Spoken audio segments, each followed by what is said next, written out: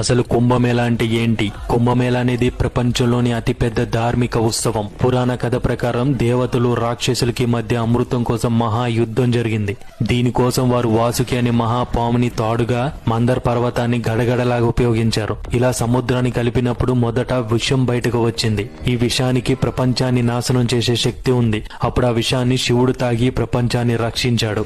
అందుకే ఆయనను నీలకంఠురుడు అంటారు. తర్వాత వచ్చిన అమృతాన్ని అసురుల నుంచి రక్షించడానికి విష్ణువు మోహిని అవతారం తీసుకున్నారు. అసురులు మోహానికి ఆకర్షణకు బలహీనులుగా ఉంటారని తెలిసిన విష్ణువు అందమైన స్త్రీగా మారి మోహిని రూపాన్ని తీసుకుని అమృతాన్ని జాగ్రత్త పెట్టారు.